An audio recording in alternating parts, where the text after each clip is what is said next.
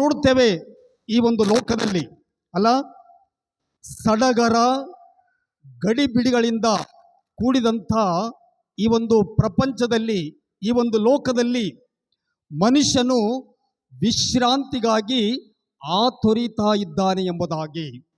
ಅಲ್ಲ, ಮನುಷ್ಯನು ಪ್ರಪಂಚದ ಈ ಲೋಕದಲ್ಲಿ ನನಗೆ ಸಮಾಧಾನ ಬೇಕು, ನನಗೆ ನೆಮ್ಮದಿ ಬೇಕು, ನನಗೆ ವಿಶ್ರಾಂತಿ ಬೇಕು ಎಂಬುದಾಗಿ ಅದನ್ನು ಪಡೆದುಕೊಳ್ಳುವುದಕ್ಕಾಗಿ ಮನುಷ್ಯನೇನು ಮಾಡ್ತಾ ಇದ್ದಾನೆ? ಲೋಕದಲ್ಲಿ ಆತುರ ಪಡುತ್ತಾ ಇದ್ದಾನೆ. ಆದ್ದರಿಂದ ಪ್ರತಿಯೊಬ್ಬ ಮನುಷ್ಯನು ಲೋಕದಲ್ಲಿ ನಾವು ನೋಡ್ತಾ ಇದ್ದೇವೆ, ಶಾರೀರಿಕ, ಆತ್ಮಿಕ ಮತ್ತು ಪ್ರಾಣಗಳ ಭಾರದಿಂದ ಕುಂದಿ ಹೋಗಿವೆ ಎಂಬುದಾಗಿ ಭಾಳ ಲೋಕದಲ್ಲಿ ನಾವು ನೋಡ್ತಾ ಇದ್ದೇವೆ. ಈ ಎಲ್ಲ ಭಾರಗಳು ಅಂದರೆ ನಮ್ಮ ಶಾರೀರಿಕವಾಗಿ, ಆತ್ಮಿಕವಾಗಿ, ನಮ್ಮ ಪ್ರಾಣ ಭಾರದಿಂದ ಏನಾಗಿದೆ? ನಾವೆಲ್ಲರೂ ಕುಂದಿ ಹೋಗಿದ್ದೇವೆ ಎಂಬುದಾಗಿ ನಾವು ತಿಳ್ಕೊಳ್ಳಬಹುದು. ಆದ್ದರಿಂದ ಈ ಎಲ್ಲ ಭಾರಗಳಿಂದ ನಮಗೆ ಈ ಲೋಕದ ಈ ಎಲ್ಲ ತೊಂದರೆಗಳಿಂದ, ಈ ಎಲ್ಲ ಕಷ್ಟಗಳಿಂದ ಮನುಷ್ಯನು ಯಾವಾಗಲೂ ಏನಂತಂದರೆ ತನ್ನ ದೇವರಲ್ಲಿ ತನ್ನ ಒಂದು ಜೀವಿತದ ಒಂದು ವಿಷಯವಾಗಿ ದೇವರಲ್ಲಿ ಪ್ರಾರ್ಥನೆ ಮಾಡ್ತಾ ಇದ್ದಾನೆ. ಅದೇನಂತಂದರೆ, ದೇವರೇ ನನಗೆ ವಿಶ್ರಾಂತಿ ಬೇಕು ಎಂಬುದಾಗಿ. ಆದ್ದರಿಂದ ದೇವರಲ್ಲಿ ಮಾತ್ರ ನಮ್ಮೆಲ್ಲರಿಗೆ ವಿಶ್ರಾಂತಿ ಸಿಗ್ತದೆ, ಬೇರೆ ಯಾರಿಂದಲೂ ನಮಗೆ ವಿಶ್ರಾಂತಿ ಸಿಗುವುದಿಲ್ಲ. ಆದ್ದರಿಂದ ನಾವು ನೋಡ್ತೇವೆ, ಈ ಎಲ್ಲ ವಾಕ್ಯಗಳನ್ನು ನಾವು ಧ್ಯಾನ ಮಾಡುವಾಗ ನಿಜವಾದ ವಿಶ್ರಾಂತಿ ಮನುಷ್ಯನಿಗೆ ಎಲ್ಲಿ ದೊರೆಯುತ್ತದೆ? ನಿಜವಾದ ವಿಶ್ರಾಂತಿ ಮನುಷ್ಯನಿಗೆ, ಮಾನವನಿಗೆ ಎಲ್ಲಿ ದೊರೆಯುತ್ತದೆ? ಈ ವಿಶ್ರಾಂತಿ ಯಾರು ಕೊಡಬಲ್ಲರು? ಈ ವಿಶ್ರಾಂತಿ ನಮಗೆ ಎಲ್ಲಿಂದ ಸಿಗುತ್ತದೆ ಎಂಬುದಾಗಿ ನಾವು ಈ ಎರಡು ಪ್ರಶ್ನೆಗಳಿಗೆ ನಮಗೆ ಯೇಸುವಿನಿಂದ ಮಾತ್ರ ನಮಗೆ ಉತ್ತರ ದೊರೆಯುತ್ತದೆ ಎಂಬುದಾಗಿ. ಆದ್ದರಿಂದ ಯೇಸು ಮಾತ್ರ ಈ ಎರಡು ಪ್ರಶ್ನೆಗಳಿಗೆ ಪರಿಹಾರ ಕೊಡಬಲ್ಲನೆಂಬುದಾಗಿ ನಾವು ತಿಳ್ಕೊಳ್ಳಬೇಕು.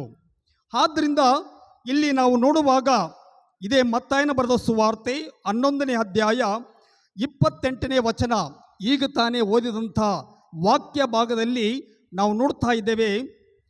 ಯೇಸು ಹೇಳಿದ ಆಹ್ವಾನದ ಮಾತುಗಳನ್ನು ನಾವು ನೋಡ್ತಾ ಇದ್ದೇವೆ. ಎಲೆ ಕಷ್ಟಪಡುವವರೇ, ಹೊರೆ ಹೊತ್ತವರೇ, ನೀವೆಲ್ಲರೂ ನನ್ನ ಬಳಿಗೆ ಬನ್ನಿರಿ, ನಾನು ನಿಮಗೆ ವಿಶ್ರಾಂತಿ ಕೊಡುವೆನು ಎಂಬುದಾಗಿ. ಯೇಸು ಕ್ರಿಸ್ತನು ಶಾರೀರಿಕ ಮತ್ತು ಆತ್ಮಿಕ ವಿಶ್ರಾಂತಿಯನ್ನು ಕೊಡಲು ಶಕ್ತನಾಗಿದ್ದಾನೆ ಎಂಬುದಾಗಿ. ಶಾರೀರಿಕ, ಆತ್ಮಿಕ ವಿಶ್ರಾಂತಿಯನ್ನು ಕೊಡಬಲ್ಲಂಥ ಶಕ್ತನು ಯಾರು? ಯೇಸು ಕ್ರಿಸ್ತನು ಮಾತ್ರ ಎಂಬುದಾಗಿ. ಆದ್ದರಿಂದ ನಾವು ನೋಡ್ತೇವೆ, ಸತ್ಯವೇದದಲ್ಲಿ, ಹಳೆ ಒಡಂಬಡಿಕೆಯ ಭಾಗದಲ್ಲಿ, ಸತ್ಯವೇದದ ಪ್ರಾರಂಭ ದೇವರು ಇಡೀ ಲೋಕವನ್ನು ಉಂಟು ಮಾಡಿ ಆತನೇನು ಮಾಡಿದ? 7ನೆಯ ದಿನದಲ್ಲಿ ವಿಶ್ರಮಿಸಿಕೊಂಡನು ಎಂಬುದಾಗಿ ನಾವು ಸತ್ಯವೇದದಲ್ಲಿ ಓದ್ತಾ ಇದ್ದೇವೆ. ನಮಗೆ ಶಾರೀರಿಕವಾದಂಥ ವಿಶ್ರಾಂತಿ ನಮಗೆ ಬೇಕೇ ಬೇಕಲ್ಲ. 6 ದಿನ ಕೆಲಸ ಮಾಡ್ತೇವೆ, 7ನೇ ದಿನದಲ್ಲಿ ನಾವು ಏನು ಮಾಡಬೇಕು? ವಿಶ್ರಾಂತಿ ಪಡೆಯುತ್ತೇವೆ ಎಂಬುದಾಗಿ. ಮತ್ತು ಆ ವಿಶ್ರಾಂತಿ ದಿನದಲ್ಲಿ ನಾವು ಏನು ಮಾಡ್ತೇವೆ? ದೇವರ ಸನ್ನಿಧಾನಕ್ಕೆ ಬಂದು ದೇವರು 6 ದಿನಗಳಲ್ಲಿ ನಮ್ಮನ್ನು ಕಾಪಾಡಿದಂಥ ದೇವರಿಗೆ ನಾವು ಏನು ಮಾಡ್ತೇವೆ? ಸ್ತೋತ್ರ ಸಲ್ಲಿಸ್ತೇವೆ. ಮತ್ತು ಆತನ ಸನ್ನಿಧಾನದಲ್ಲಿ ನಾವು ಬಂದು ಆತನಿಗೆ ಕೃತಜ್ಞತೆಯನ್ನು ಸಲ್ಲಿಸ್ತೇವೆ ಎಂಬುದಾಗಿ. ಅಂದರೆ ನಮಗೆ ಶಾರೀರಿಕವಾದಂಥ ಒಂದು ವಿಶ್ರಾಂತಿ ಬೇಕೇ ಬೇಕು, ಮತ್ತು ಅದೇ ರೀತಿಯಿಂದ ಆತ್ಮಿಕವಾದಂಥ ವಿಶ್ರಾಂತಿ ಕೂಡ ನಮಗೆ ಬೇಕೇ ಬೇಕು ಎಂಬುದಾಗಿ. ಆದ್ದರಿಂದ ಶಾರೀರಿಕ ಮತ್ತು ಆತ್ಮಿಕ ವಿಶ್ರಾಂತಿಯನ್ನು ಕೊಡಲು ಯಾರು ಶಕ್ತರು? ಅದು ಯೇಸು ಕ್ರಿಸ್ತನು ಮಾತ್ರ ನಮಗೆ ಶಾರೀರಿಕ, ಆತ್ಮಿಕವಾದಂಥ ವಿಶ್ರಾಂತಿಯನ್ನು ಕೊಡಬಲ್ಲ ಶಕ್ತನು ಎಂಬುದಾಗಿ ಸತ್ಯವೇದ ನಮಗೆ ತಿಳಿಸಿಕೊಡ್ತದೆ. ಆದ್ದರಿಂದ ನಾವು ನೋಡ್ತಾ ಇದ್ದೇವೆ, ಎಲೆ ಕಷ್ಟಪಡುವವರೇ, ಹೊರೆ ಹೊತ್ತವರೇ, ನೀವೆಲ್ಲರೂ ನನ್ನ ಬಳಿಗೆ ಬನ್ನಿರಿ ಎಂಬುದಾಗಿ. ನಾವು ನೋಡ್ತೇವೆ ಲೋಕದಲ್ಲಿ ಅನೇಕ ಪಾಪ ಮಾಡಿ ನಾವು ನೋಡ್ತಾ ಇದ್ದೇವೆ, ಪಾಪದಲ್ಲಿ ಸಿಕ್ಕಿ ಹಾಕಿಕೊಂಡು ಅನೇಕರು ಅನೇಕ ತೊಂದರೆಗಳನ್ನು ಲೋಕದಲ್ಲಿ ಪಡುತ್ತಾ ಇದ್ದಾರೆ ಎಂಬುದಾಗಿ ನಾವು ನೋಡ್ತಾ ಇದ್ದೇವೆ. ಆದ್ದರಿಂದ ಆತನು ಅಂದರೆ ಲೋಕದಲ್ಲಿ ಹುಟ್ಟಿದಂಥ ಪ್ರತಿಯೊಬ್ಬನು ಒಂದಲ್ಲ ಒಂದು ರೀತಿಯಿಂದ ಅನೇಕ ಲೋಕದ ಅನೇಕ ಪಾಪಗಳಿಂದ, ಕಷ್ಟಗಳಿಂದ, ರೋಗದಿಂದ ವ್ಯಕ್ತಿ ಅವುಗಳ ಭಾರದ ಕೆಳಗೆ ಸಿಕ್ಕಿ ಹಾಕಿಕೊಂಡಿದ್ದಾನೆ ಎಂಬುದಾಗಿ ನಾವು ನೋಡ್ತೇವೆ. ಸತ್ಯವೇದದಲ್ಲಿ ಮಾರ್ತ, ಮರಿಯಳು ಮತ್ತು ಲಾಜರನ ಮನೆಗೆ ಯೇಸು ಸ್ವಾಮಿ ಸಂದರ್ಶನ ಆ ಮನೆಗೆ ಹೋದಾಗ ಅಲ್ಲಿ ಮರಿಯಳು ಯೇಸು ಸ್ವಾಮಿಯ ಹತ್ತಿರ ಬಂದು ವಾಕ್ಯವನ್ನು ಕೇಳುವುದನ್ನು ನಾವು ನೋಡ್ತಾ ಇದ್ದೇವೆ. ಮತ್ತು ಅಲ್ಲಿ ಮಾರ್ತಳು ಅಡಿಗೆಯ ಮನೆಯಲ್ಲಿ ಯೇಸು ಸ್ವಾಮಿಗಾಗಿ ಊಟಕ್ಕಾಗಿ ಅನೇಕ ರೀತಿಯ ಊಟವನ್ನು ತಯಾರು ಮಾಡುವಂಥ ರೀತಿಯಲ್ಲಿ ಆಕೆಯು ಬೇಸತ್ತು ಯೇಸು ಸ್ವಾಮಿಯ ಬಳಿಗೆ ಬಂದು, ಸ್ವಾಮಿ, ನನ್ನೊಬ್ಬಳನ್ನೇ ನೀನು ಬಿಟ್ಟಿದೀಯಾ, ನನ್ನ ತಂಗಿಗೆ ಸಹಾಯ ಮಾಡು ಎಂಬುದಾಗಿ ಮಾರ್ತಳು ಯೇಸು ಸ್ವಾಮಿಯ ಬಳಿಗೆ ಬಂದು ಹೇಳುವಂಥ ಒಂದು ವಿಷಯವನ್ನು ನಾವು ನೋಡ್ತೇವೆ. ಆದರೆ ಯೇಸು ಸ್ವಾಮಿ ಮಾರ್ತಳಿಗೆ ಏನು ಹೇಳ್ತಾನೆ? ಮಾರ್ತಳೆ, ಮಾರ್ತಳೆ, ನೀನು ಅನೇಕ ವಿಷಯದಲ್ಲಿ ನೀನೇನಾಗಿದ್ದಿ? ಸಿಕ್ಕಿ ಹಾಕಿಕೊಂಡಿದ್ದಿ. ನೀನು ಬಹಳ ಗಡಿಬಿಡಿಯಲ್ಲಿ ಇದ್ದಿದ್ದಿ ಎಂಬುದಾಗಿ ಯೇಸು ಸ್ವಾಮಿ ಆ ಮಾರ್ತಳಿಗೆ ತಿಳಿಸಿದನೆಂಬುದಾಗಿ ನಾವು ನೋಡ್ತಾ ಇದ್ದೇವೆ. ಆದ್ದರಿಂದ ಲೋಕದಲ್ಲಿ ಅನೇಕರು, ಈ ಒಂದು ಪ್ರಪಂಚದಲ್ಲಿ ಅನೇಕ ರೀತಿಯ ದೇವರಿಗೆ ವಿರುದ್ಧವಾಗಿ ಲೋಕದ ರೀತಿಯಿಂದ ಜೀವಿಸುವಂಥ ಅನೇಕರು ಅನೇಕ ಕಷ್ಟಗಳಿಂದ, ಅನೇಕ ಭಾರಗಳಿಂದ ಅವರೇನಾಗಿದ್ದಾರೆ? ಸಿಕ್ಕಿ ಹಾಕಿಕೊಂಡಿದ್ದಾರೆ ಎಂಬುದಾಗಿ ನಾವು ನೋಡಬಹುದು ಎಂಬುದಾಗಿ. ಆದ್ದರಿಂದ ಯೇಸು ಸ್ವಾಮಿ ಲೋಕದ ಎಲ್ಲ ಜನರಿಗೆ ಕರೆ ನೀಡುತ್ತಾ ಇದ್ದಾನೆ, ಕರೀತಾ ಇದ್ದಾನೆ. ಪ್ರತಿಯೊಬ್ಬನು ಯಾವ ಭೇದವಿಲ್ಲದೆ ಆತನ ಬಳಿಗೆ ಬರಬಹುದು, ಆತನ ಬಳಿಗೆ ಬರಬಹುದು ಎಂಬುದಾಗಿ. ಆದ್ದರಿಂದ ನಾವು ಈ ಒಂದು ವಾಕ್ಯದಲ್ಲಿ ನಾವು ನೋಡುವಾಗ ಇಲ್ಲಿ ಯೇಸು ಸ್ವಾಮಿ ಮೊದಲನೇದಾಗಿ ನನ್ನ ಬಳಿಗೆ ಬನ್ನಿರಿ, ನನ್ನ ಬಳಿಗೆ ಬನ್ನಿರಿ, ಎಲೆ ಕಷ್ಟಪಡುವವರೇ, ಹೊರೆ ಹೊತ್ತವರೇ, ನೀವೆಲ್ಲರೂ ನನ್ನ ಬಳಿಗೆ ಬನ್ನಿರಿ ಎಂಬುದಾಗಿ. ಆದ್ದರಿಂದ ಯೇಸು ಸ್ವಾಮಿ ಲೋಕದ ಎಲ್ಲ ಜನರಿಗೆ ಆಹ್ವಾನ ಕೊಡ್ತಾ ಇದ್ದಾನೆ, ಕರೀತಾ ಇದ್ದಾನೆ. ನಾವು ನೋಡ್ತೇವೆ ಆಹ್ವಾನ ಅಂತಂದರೆ ಇನ್ವಿಟೇಷನ್ ಅಲ್ಲ. ನಾವು ನೋಡ್ತೇವೆ ಲೋಕದಲ್ಲಿ ಯಾರಾದರೂ ಮದುವೆಗೆ ನಿಮಗೆ ಒಂದು ಮದುವೆಯ ಒಂದು ಆಮಂತ್ರಣ ಪತ್ರ ಕೊಡ್ತಾರೆ ಅಲ್ಲ, ಬರ್ತ್ಡೇಗೆ ಕರೀತಾರೆ, ಎಂಗೇಜ್ಮೆಂಟಿಗೆ ಕರೀತಾರೆ, ಮನೆ ಓಪನಿಂಗ್ಗೆ ಕರೀತಾರೆ. ನಾವೆಲ್ಲರೂ ಅವರ ಒಂದು ಲೋಕದ ನಮ್ಮ ಫ್ರೆಂಡ್ಸ್ ಆಗಿರ್ಬೋದು, ನಮ್ಮ ಆಗಿರ್ಬೋದು, ನಾವು ಕರೆದರೆ ಏನು ಮಾಡ್ತೇವೆ? ಆ ಒಂದು ಇನ್ವಿಟೇಷನ್, ಆ ಒಂದು ಆಮಂತ್ರಣ ಪತ್ರಕ್ಕೆ ನಾವು ಹೋಗೊಟ್ಟು ಏನು ಮಾಡ್ತೇವೆ? ಅದಕ್ಕೆ ನಾವು ಗೌರವ ಕೊಡುತ್ತೇವೆ. ನಾವು ನಮ್ಮ ಸಂಬಂಧಿಕರ ಬಳಿಗೆ ಹೋಗುತ್ತೇವೆ. ನಮ್ಮ ಒಂದು ಸಂಬಂಧ ನಾವೇನು ಮಾಡ್ತೇವೆ? ವೃದ್ಧಿ ಮಾಡಿಕೊಳ್ಳುತ್ತೇವೆ ಎಂಬುದಾಗಿ. ನಾವು ಲೋಕದ ರೀತಿಯಿಂದ ನಮ್ಮ ಸ್ನೇಹಿತರಾಗಲಿ, ನಮ್ಮ ಕುಟುಂಬದವರಾಗಲಿ, ಅವರ ಒಂದು ಕರೆಗೆ ನಾವು ಯಾವ ರೀತಿಯಿಂದ ಹೋಗೊಡುತ್ತೇವಲ್ಲ, ನಾವು ಇನ್ವಿಟೇಷನ್ ಕಾರ್ಡ್ ಯಾರಾದರೂ ಕೊಟ್ಟರೆ ಮದುವೆಗಾಗಲಿ ಬೇರೆ ಯಾವುದಕ್ಕೆ ಆಗಲಿ ನಾವೇನು ಮಾಡ್ತೇವೆ? ಹೋಗುತ್ತೇವೆ. ನಮ್ಮ ಸಂಬಂಧವನ್ನು ನಾವೇನು ಮಾಡಿಕೊಳ್ತೇವೆ? ವೃದ್ಧಿ ಮಾಡಿಕೊಳ್ಳುತ್ತೇವೆ ಎಂಬುದಾಗಿ. ಆದ್ದರಿಂದ ಅದಕ್ಕಿಂತ ಹೆಚ್ಚಾಗಿ ಇಲ್ಲಿ ಯೇಸು ಸ್ವಾಮಿ ಲೋಕದ ಎಲ್ಲ ಜನರಿಗೆ ಏನು ಮಾಡ್ತಾ ಇದ್ದಾನೆ? ನನ್ನ ಬಳಿಗೆ ಬನ್ನಿರಿ ಎಂಬುದಾಗಿ ಅಲ್ಲ, ನನ್ನ ಬಳಿಗೆ ಬನ್ನಿರಿ, ನಾನು ನಿಮ್ಗೆ ಏನು ಕೊಡ್ತೇನೆ? ವಿಶ್ರಾಂತಿ ಕೊಡುತ್ತೇನೆ ಎಂಬುದಾಗಿ. ಆದ್ದರಿಂದ ಇಲ್ಲಿ ನಾವು ನೋಡ್ತಾ ಇದ್ದೇವೆ, ಯಾವ ಜಾತಿ, ಧರ್ಮ, ಆಚಾರ, ಪದ್ಧತಿ ಇಂಥವುಗಳು ನಮಗೆ ವಿಶ್ರಾಂತಿ ಕೊಡಲಿಕ್ಕೆ ಸಾಧ್ಯವಿಲ್ಲ ಅಲ್ಲ. ಯಾವುದೇ ಧರ್ಮ ಆಗಲಿ, ಯಾವುದೇ ಪದ್ಧತಿ, ಆಚಾರ, ನೇಮಗಳು ಇಂಥವು ನಮಗೆ ವಿಶ್ರಾಂತಿ ಕೊಡಲಿಕ್ಕೆ ಸಾಧ್ಯವಿಲ್ಲ ಎಂಬುದಾಗಿ. ಯೇಸು ಕ್ರಿಸ್ತನು ಮಾತ್ರ, ಆತನು ದೇವರು ರಕ್ಷಕನು ಆಗಿರುವುದರಿಂದ ಆತನು ಮಾತ್ರ ನಮಗೆ ವಿಶ್ರಾಂತಿಯನ್ನು ಕೊಡಬಲ್ಲನು ಎಂಬುದಾಗಿ. ಆದ್ದರಿಂದಲೇ ನಾವು ನಮ್ಮೆಲ್ಲರನ್ನು ಆತನು ಕರೀತಾ ಇದ್ದಾನೆ ಎಂಬುದಾಗಿ. ಆದ್ದರಿಂದ ವಿಶ್ರಾಂತಿಗೆ ಆತನೇ ಮೂಲವಾಗಿದ್ದಾನೆ ಎಂಬುದಾಗಿ. ಲೋಕದಲ್ಲಿ ಯಾರು ಕೊಡಲಾರದಂಥ ಒಂದು ಸಮಾಧಾನದ ಒಂದು ಜೀವಿತ, ವಿಶ್ರಾಂತಿಯ ಒಂದು ಜೀವಿತ ಯೇಸು ಕ್ರಿಸ್ತನು ಮಾತ್ರ ನಮಗೆ ಕೊಡಬಲ್ಲ ಶಕ್ತನಾಗಿದ್ದಾನೆ ಎಂಬುದಾಗಿ. ನೀವು ನನ್ನ ಬಳಿಗೆ ಬನ್ನಿರಿ ಎಂಬುದಾಗಿ ಅಂದರೆ ಇದು ಖಚಿತವಾದಂಥ ಒಂದು ಮಾತು, ಸುಳ್ಳು ಮಾತಲ್ಲ. ಇದು ಖಚಿತವಾದಂಥ ಮಾತು, ಆಶ್ವಾಸನೆಯಿಂದ ಕೂಡಿದಂಥ ಮಾತಾಗಿದೆ ಮತ್ತು ನಂಬತಕ್ಕ ಮಾತಾಗಿದೆ ಎಂಬುದಾಗಿ. ಯೇಸು ಸ್ವಾಮಿಯ ಒಂದು ಮಾತು ಅದು ವಿಶ್ವಾಸದಿಂದ ಕೂಡಿದಂಥ ಮತ್ತು ಆಶ್ವಾಸನೆಯ ಮಾತಾಗಿದೆ ಮತ್ತು ದೃಢವಾದಂಥ ಖಚಿತವಾದಂಥ ಒಂದು ಮಾತಾಗಿದೆ. ಆ ಮಾತು ನನ್ನ ಬಳಿಗೆ ಬನ್ನಿರಿ ಎಂಬುದಾಗಿ. ಆದ್ದರಿಂದ ನಾವು ನೋಡ್ತಾ ಇದ್ದೇವೆ, ನನ್ನ ಬಳಿಗೆ ಬಂದವರಿಗೆ ವಿಶ್ರಾಂತಿಯನ್ನು ಕೊಡುತ್ತೇನೆಂಬುದಾಗಿ ವಾಗ್ದಾನ ಯೇಸು ಸ್ವಾಮಿ ಮಾಡಿದ್ದಾನೆ ಎಂಬುದಾಗಿ ನಾವು ನೋಡ್ತಾ ಇದ್ದೇವೆ.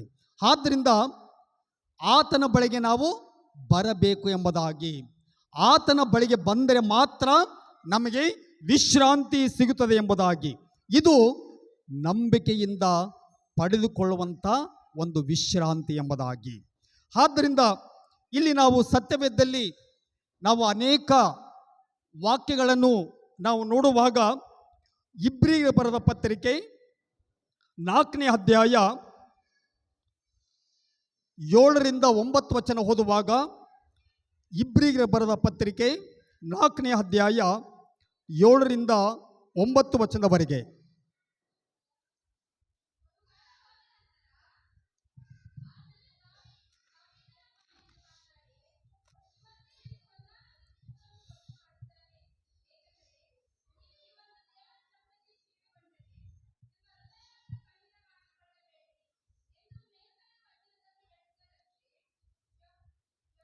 ಯೆಹೋಶುವನು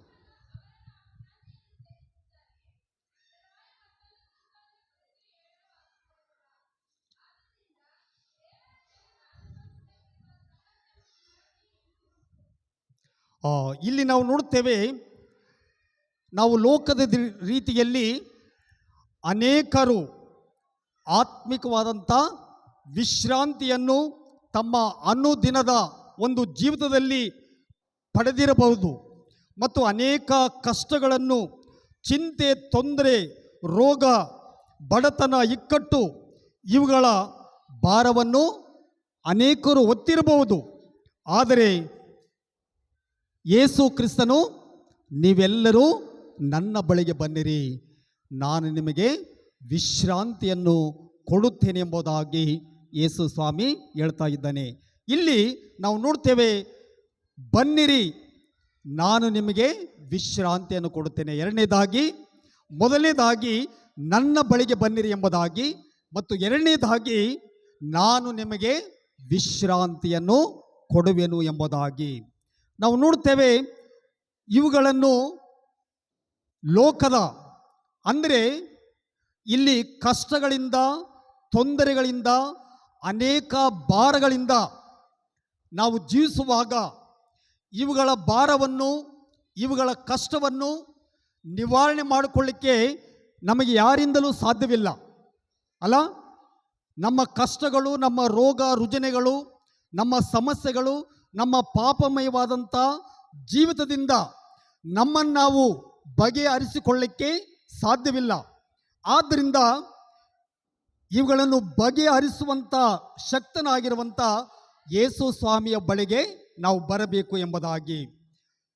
ನಾವು ಕ್ರಿಸ್ತನ ಬಳಿಗೆ ಬಂದಿದೆಯಾದರೆ ಆತನೇ ನಮಗೆ ಬೇಕಾದಂಥ ವಿಶ್ರಾಂತಿಯನ್ನು ಕೊಡುವನು ಎಂಬುದಾಗಿ. ವಿಶ್ರಾಂತಿ ಯೇಸು ಸ್ವಾಮಿಯಲ್ಲಿಯೇ ಎಂಬುದಾಗಿ. ಬೇರೆ ಯಾರೂ ನಮಗೆ ವಿಶ್ರಾಂತಿ ಕೊಡುವುದಿಲ್ಲ. ಯೇಸು ಕ್ರಿಸ್ತನು ಮಾತ್ರ ನಮಗೆ ವಿಶ್ರಾಂತಿಯನ್ನು ಕೊಡುತ್ತಾನೆ ಎಂಬುದಾಗಿ. ಆದ್ದರಿಂದ ಆತನಲ್ಲಿಯೇ ನಾವು ಪೂರ್ಣ ಭರವಸೆ ಇಡುವುದಾಗಿದೆ ಎಂಬುದಾಗಿ. ವಿಶ್ರಾಂತಿಯನ್ನು ಕೊಡಬಲ್ಲ ಶಕ್ತನಾಗಿರುವಂಥ ಯೇಸು ಸ್ವಾಮಿಯಲ್ಲಿ ನಾವು ಪೂರ್ಣ ವಿಶ್ವಾಸವನ್ನು ನಾವು ಇಡಬೇಕು ಎಂಬುದಾಗಿ.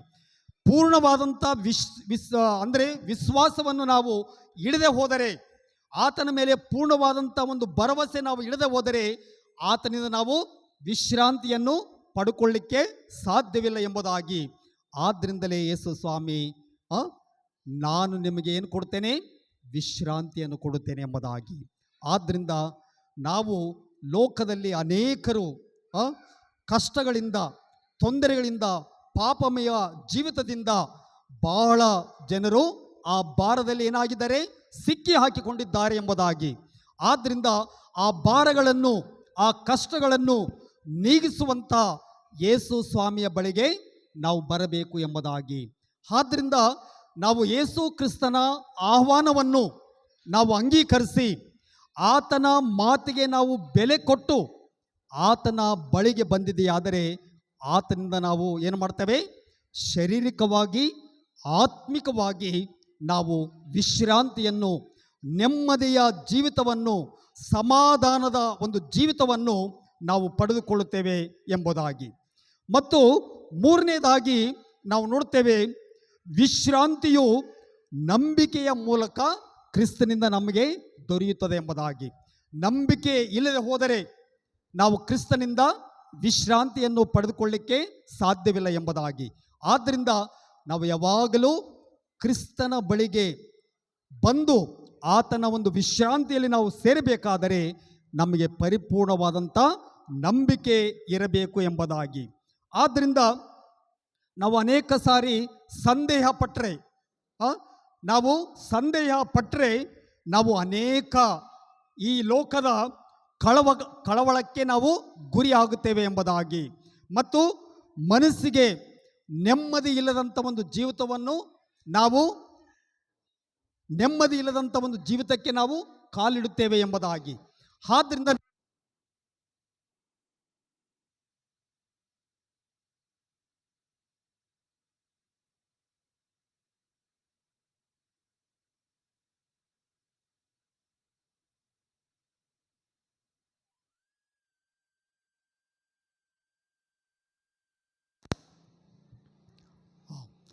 ನಾವು ಯೇಸು ಕ್ರಿಸ್ತನ ಒಂದು ವಿಶ್ರಾಂತಿಯಲ್ಲಿ ನಾವು ಪಾಲು ಹೊಂದಬೇಕಾದರೆ ನಾವು ಮೊದಲನೇದಾಗಿ ಸಂದೇಹ ಪಡಬಾರದು ಎಂಬುದಾಗಿ.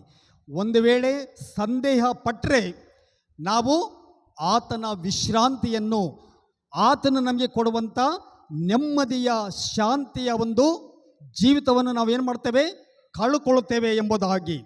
ಆದ್ದರಿಂದ ನಾವೇನು ಮಾಡಬೇಕು, ಯೇಸುವಿನ ವಾಗ್ದಾನದ ಮೇಲೆ ಆತನು ನಮ್ಮನ್ನು ಕರೆಯುವಾಗ ಆತನ ಆಹ್ವಾನಕ್ಕೆ ನಾವು ಏನು ಮಾಡಬೇಕು, ಆತನ ಬಳಿಗೆ ಬರಬೇಕೆಂಬುದಾಗಿ ದೇವರ ವಾಕ್ಯ ನಮಗೆ ತಿಳಿಸಿಕೊಡುತ್ತದೆ ಎಂಬುದಾಗಿ. ಆದ್ದರಿಂದ ನಾವೆಲ್ಲರೂ ಆತನ ಮೇಲೆ ಭರವಸವಿಡಬೇಕು, ಆತನ ಮೇಲೆ ನಂಬಿಕೆ ಇಡಬೇಕು, ಆತನ ಬಳಿಗೆ ನಾವು ಬರಬೇಕು ಎಂಬುದಾಗಿ. ಆದ್ದರಿಂದ ಯಾಕೆ ಆತನ ಬಳಿಗೆ ನಾವು ಬರಬೇಕು, ಯಾಕೆ ಆತನ ಬಳಿಗೆ ಬರಬೇಕಂತಂದರೆ ಆತನು ನಮಗೆ ವಿಶ್ರಾಂತಿಯನ್ನು ಕೊಡುತ್ತೇನೆಂಬುದಾಗಿ ವಾಗ್ದಾನ ಮಾಡಿದ್ದಾನೆ ಎಂಬುದಾಗಿ. ಮತ್ತು ಆತನು ಲೋಕವನ್ನು ಜಯಿಸಿದ್ದಾನೆ ಎಂಬುದಾಗಿ, ಆತನು ಸಮಸ್ತಕ್ಕೂ ಒಡೆಯನಾಗಿದ್ದಾನೆ ಎಂಬುದಾಗಿ, ಮತ್ತು ಆತನು ನಿತ್ಯನಾದ ದೇವರು, ಸಮಾಧಾನದ ಪ್ರಭುವಾಗಿದ್ದಾನೆ ಎಂಬುದಾಗಿ, ಮತ್ತು ಆತನು ಆದಿಯೂ ಅಂತ್ಯವೂ ಆಗಿದ್ದಾನೆ ಎಂಬುದಾಗಿ.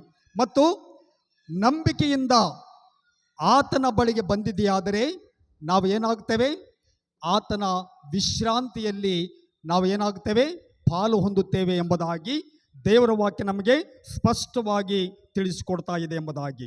ಆದ್ದರಿಂದ ನಾವು ಸತ್ಯವೇದದ ಕೆಲವು ಭಾಗಗಳನ್ನು ನಾವು ನೋಡುವಾಗ ಕೀರ್ತನೆಗಳು 55ನೇ ಕೀರ್ತನೆ 22ನೇ ವಚನ ನಾವು ಓದುವಾಗ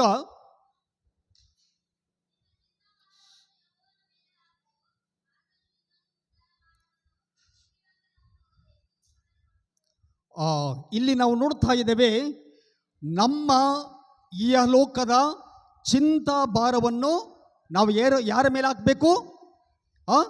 ಯೇಸು ಕ್ರಿಸ್ತನ ಮೇಲೆ ಹಾಕಬೇಕು ಎಂಬುದಾಗಿ.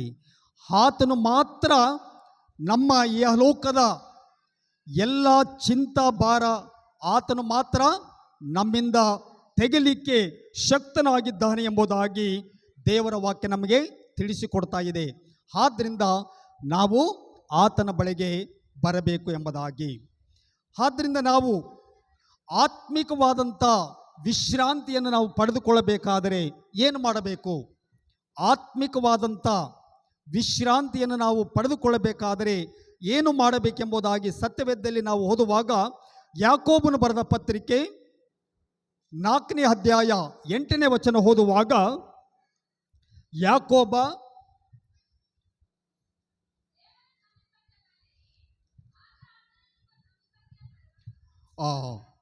ಇಲ್ಲಿ ನಾವು ನೋಡ್ತಾ ಇದ್ದೇವೆ, ಮೊದಲನೇದಾಗಿ ನಾವೆಲ್ಲರೂ ದೇವರ ಸಮೀಪಕ್ಕೆ ಬರಬೇಕು ಅಲ್ಲ. ದೇವರ ಸಮೀಪಕ್ಕೆ ನಾವು ಬರದೆ ಹೋದರೆ ಆತನು ನಮ್ಮ ಸಮೀಪಕ್ಕೆ ಬರುವುದಿಲ್ಲ. ಆದ್ದರಿಂದ ನಾವು ಆತನ ಆತ್ಮಿಕವಾದಂಥ ವಿಶ್ರಾಂತಿಯನ್ನು ನಾವು ಪಡ್ಕೊಳ್ಳಬೇಕಾದರೆ ನಾವೇನು ಮಾಡಬೇಕು? ಮೊದಲನೇದಾಗಿ ಆತನ ಸಮೀಪಕ್ಕೆ ಬಂದರೆ ಆತನು ನಮ್ಮ ಸಮೀಪಕ್ಕೆ ಬರುತ್ತಾನೆ ಎಂಬುದಾಗಿ ದೇವರ ವಾಕ್ಯ ನಮಗೆ ತಿಳಿಸಿಕೊಟ್ಟಿದೆ ಎಂಬುದಾಗಿ. ಆದ್ದರಿಂದಲೇ ಯೇಸು ಸ್ವಾಮಿ ಹೇಳ್ತಾ ಇದ್ದಾನೆ, ನನ್ನ ಬಳಿಗೆ ನೀವು ಬನ್ನಿರಿ, ನಾನು ನಿಮಗೆ ಏನು ಕೊಡ್ತೇನೆ? ವಿಶ್ರಾಂತಿಯನ್ನು ಕೊಡುತ್ತೇನೆ ಎಂಬುದಾಗಿ ಯೇಸು ಸ್ವಾಮಿ ನಮ್ಮೆಲ್ಲರನ್ನು ತನ್ನ ಬಳಿಗೆ ಆಹ್ವಾನ ಮಾಡುತ್ತಾನೆ ಎಂಬುದಾಗಿ. ಆದ್ದರಿಂದ ಯೇಸು ಕ್ರಿಸ್ತನ ಆಹ್ವಾನಕ್ಕೆ ನಾವು ಬೆಲೆ ಕೊಟ್ಟಿದೆಯಾದರೆ, ಆ ಆಹ್ವಾನಕ್ಕೆ ಆತನ ಬಳಿಗೆ ಬಂದಿದೆಯಾದರೆ ನಾವು ಏನು ಮಾಡ್ತೇವೆ? ನಾವು ಏನು ಹೊಂದುತ್ತೇವೆ? ಕ್ರಿಸ್ತನ ವಿಶ್ರಾಂತಿಯನ್ನು ನಾವು ಪಡ್ಕೊಳ್ಳುತ್ತೇವೆ ಎಂಬುದಾಗಿ ದೇವರ ವಾಕ್ಯ ನಮಗೆ ತಿಳಿಸಿಕೊಡುತ್ತದೆ ಎಂಬುದಾಗಿ. ಮತ್ತು ಆತ್ಮಿಕ ವಿಶ್ರಾಂತಿಯಲ್ಲಿ ನಾವು ಸೇರಬೇಕಾದರೆ ಕ್ರಿಸ್ತನಿಂದ ಕಲಿತುಕೊಳ್ಳಬೇಕೆಂಬುದಾಗಿ. ಆತ್ಮಿಕ ವಿಶ್ರಾಂತಿಯನ್ನು ನಾವು ಪಡೆದುಕೊಳ್ಳಬೇಕಾದರೆ ಯೇಸು ಕ್ರಿಸ್ತನಿಂದ ನಾವೇನು ಮಾಡಬೇಕು? ಕಲಿಬೇಕು ಎಂಬುದಾಗಿ. ಇದೇ ಮತ್ತಾಯನ ಬರೆದ ಸುವಾರ್ತೆ 11ನೇ ಅಧ್ಯಾಯ 29ನೇ ವಚನ ಓದುವಾಗ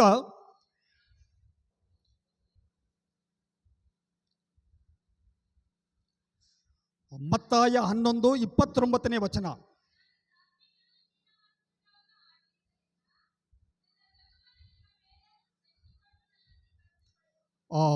ನಾನು ಸಾತ್ವಿಕನು ದೀನ ಮನಸ್ಸುಳ್ಳವನು ಆಗಿರುವುದರಿಂದ ನನ್ನ ನೊಗವನ್ನು ನಿಮ್ಮ ಮೇಲೆ ತೆಗೆದುಕೊಂಡು ನನ್ನಲ್ಲಿ ಕಲಿತುಕೊಳ್ಳಿರಿ ಎಂಬುದಾಗಿ ದೇವರ ವಾಕ್ಯ ನಮಗೆ ತಿಳಿಸಿಕೊಟ್ಟಿದೆ. ನೊಗ ಅಂದರೆ ಏನು? ನಾವು ನೋಡುತ್ತೇವೆ, ನೊಗ ಅಂದರೆ ಬಂಡಿ ಅಲ್ಲ. ಬಂಡಿ, ಎರಡು ಗಾಲಿ ಉಳ್ಳಂಥ ಬಂಡಿಗೆ ಮುಂದೆ ಒಂದು ನೊಗ ಇರ್ತದೆ ಅಲ್ಲ. ಆ ಬಂಡಿ ಮೇಲೆ ಹಾಕಿರುವಂಥ ಎಲ್ಲ ಭಾರವನ್ನು ಎತ್ತು ಏನು ಮಾಡ್ತದೆ? ಎಳೆಯುವಂಥ ಎತ್ತು ಆ ನೊಗದ ಭಾರವನ್ನು ಏನು ಮಾಡ್ತದೆ? ಅದು ಹೊರುತ್ತದೆ ಎಂಬುದಾಗಿ ನಾವು ನೋಡ್ತಾ ಇದ್ದೇವೆ. ಆದ್ದರಿಂದ ಇಲ್ಲಿ ಯೇಸು ಸ್ವಾಮಿ ಹೇಳ್ತಾ ಇದ್ದಾನೆ, ನಾನು ಸಾತ್ವಿಕನು ದೀನ ಮನಸ್ಸುಳ್ಳವನು ಆಗಿರುವುದರಿಂದ ನನ್ನ ನೊಗವನ್ನು ನಿಮ್ಮ ಮೇಲೆ ತೆಗೆದುಕೊಂಡು ನನ್ನಲ್ಲಿ ಕಲಿತುಕೊಳ್ಳಿರಿ ಎಂಬುದಾಗಿ. ಅಂದರೆ ಯೇಸು ಕ್ರಿಸ್ತನ ನೊಗ ನಾವೇನು ಮಾಡಬೇಕು? ಹೊರಬೇಕು ಎಂಬುದಾಗಿ ದೇವರ ವಾಕ್ಯ ನಮಗೆ ತಿಳಿಸಿಕೊಡುತ್ತದೆ ಎಂಬುದಾಗಿ. ನಮ್ಮ ಅಂದರೆ ಆತನ ನೊಗ ಎಂಥದ್ದು ಎಂಬುದಾಗಿ ನಾವು ನೋಡುವಾಗ 30ನೇ ವಚನ ಓದುವಾಗ, ಇದೇ ಮತ್ತಾಯನ ಬರೆದ ಸುವಾರ್ತೆ 11ನೇ ಅಧ್ಯಾಯ 30ನೇ ವಚನ,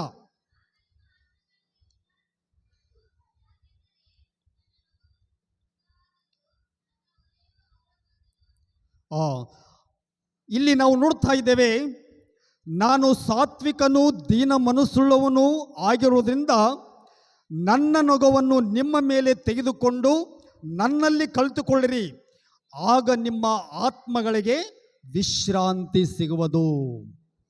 ನೀವು ನನ್ನಲ್ಲಿ ಕಲಿತುಕೊಳ್ಳಬೇಕು ಎಂಬುದಾಗಿ ಯೇಸು ಸ್ವಾಮಿ ನಮಗೆ ಕರೆ ನೀಡುತ್ತಾ ಇದ್ದಾನೆ ಎಂಬುದಾಗಿ.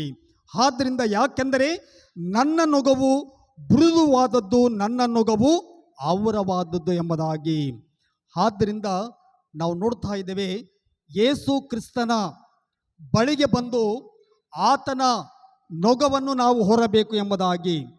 ಆತನ ನೊಗ ಹೊರುವಂಥದ್ದಂತಂದರೆ ನಾವು ಆತನಲ್ಲಿ ವಿಶ್ವಾಸವಿಡುವಂಥದ್ದು ಎಂಬುದಾಗಿ.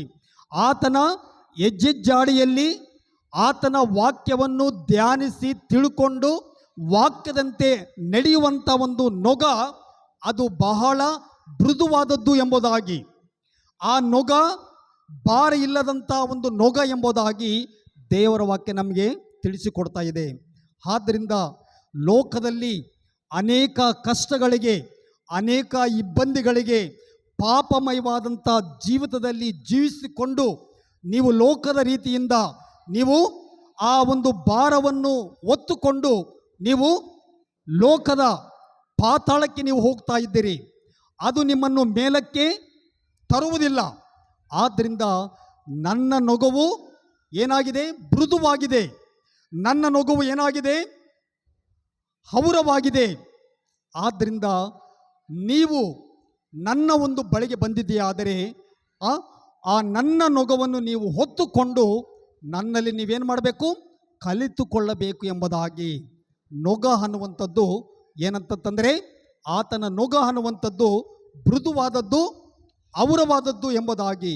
ಅಂದರೆ ದೇವರ ವಾಕ್ಯ ನಂಬಿಕೆಯಿಂದ ಜೀವಿಸುವಂಥ, ನಡೆಯುವಂಥ, ಆತನ ಹೆಜ್ಜೆಜ್ಜಾಡಿಯಲ್ಲಿ ಜೀವಿಸುವಂಥ ನೊಗವನ್ನು ನಾವು ಏನು ಮಾಡಬೇಕು?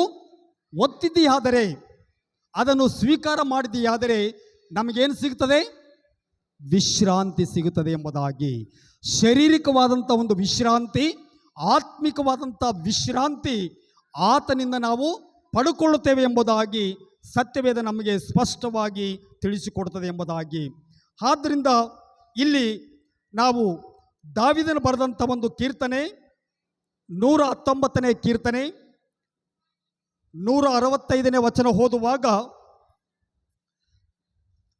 ನಾವು ಆತ್ಮಿಕ ವಿಶ್ರಾಂತಿಯಲ್ಲಿ ಸೇರಬೇಕಾದರೆ ಏನು ಮಾಡಬೇಕೆಂಬುದಾಗಿ ನಾವು ನೋಡುವಾಗ, ದಾವೀದನು ಬರೆದ ಕೀರ್ತನೆ 119ನೆಯ ಕೀರ್ತನೆ 165ನೆಯ ವಚನ.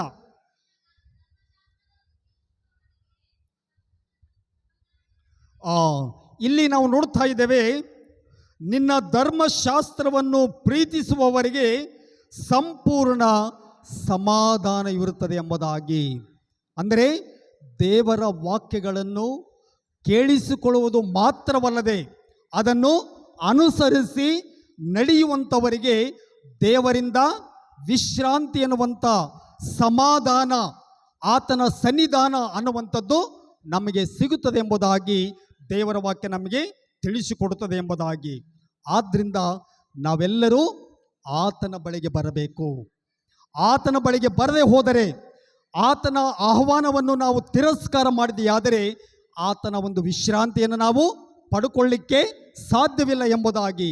ಆದ್ದರಿಂದಲೇ ಎಲೆ ಕಷ್ಟಪಡುವವರೇ, ಹೊರೆ ಹೊತ್ತುವವರೇ, ನೀವೆಲ್ಲರೂ ನನ್ನ ಬಳಿಗೆ ಬನ್ನಿರಿ, ನಾನು ನಿಮಗೆ ಏನು ಕೊಡ್ತೇನೆ? ವಿಶ್ರಾಂತಿಯನ್ನು ಕೊಡುತ್ತೇನೆ ಎಂಬುದಾಗಿ. ಆದ್ದರಿಂದ ಕರ್ತನಲ್ಲಿ ಕೂಡಿ ಬಂದಂಥ ಸಭಿಕರೇ, ನಾವು ನಿಜವಾಗಲೂ ಆತನ ಒಂದು ವಿಶ್ರಾಂತಿಯಲ್ಲಿ ನಾವು ಸೇರಿದ್ದೇವಾ? ಆತನ ವಿಶ್ರಾಂತಿಯನ್ನು ನಾವು ಪಡ್ಕೊಂಡಿದ್ದೇವಾ? ನಮ್ಮನ್ನು ನಾವು ಪರೀಕ್ಷೆ ಮಾಡಿಕೊಂಡು, ನಮ್ಮನ್ನು ನಾವು ತಿಳ್ಕೊಂಡು ಆತನಲ್ಲಿ ನಾವು ಬಂದಿದೆಯಾದರೆ ಆತನ ನೊಗವು ಮೃದುವಾದದ್ದು, ಆತನ ನೊಗವು ಏನಾಗಿದೆ? ನಾವು ನೋಡ್ತಾ ಇದ್ದೇವೆ, ಆತನ ನೊಗವು ಮೃದುವಾದದ್ದು, ಆತನ ನೊಗವು ಹಗುರವಾದದ್ದು ಎಂಬುದಾಗಿ ಸತ್ಯವೇದ ನಮಗೆ ತಿಳಿಸಿಕೊಡುವಾಗ ನಾವೆಲ್ಲರೂ ಆತನ ಬಳಿಗೆ ಬಂದು ನಂಬಿಕೆಯಿಂದ, ವಿಶ್ವಾಸದಿಂದ ನಾವು ಆತನಲ್ಲಿ ಬಂದು ಆತನಲ್ಲಿ ಸಿಗುವಂಥ ಒಂದು ವಿಶ್ರಾಂತಿಯನ್ನು ನಾವು ಪಡ್ಕೊಂಡಿದೆಯಾದರೆ ನಾವೆಲ್ಲರೂ ದೇವರ ಒಂದು ಆಶೀರ್ವಾದಕ್ಕೆ ಪಾತ್ರರಾಗುತ್ತೇವೆ. ದೇವರು ಈ ವಾಕ್ಯಗಳನ್ನು ನಮ್ಮ ಆತ್ಮೀಯ ಒಂದು ಜೀವಿತಕ್ಕೆ ಸಾಕಾರವಾಗಲಿ. ಆಮೆನ್.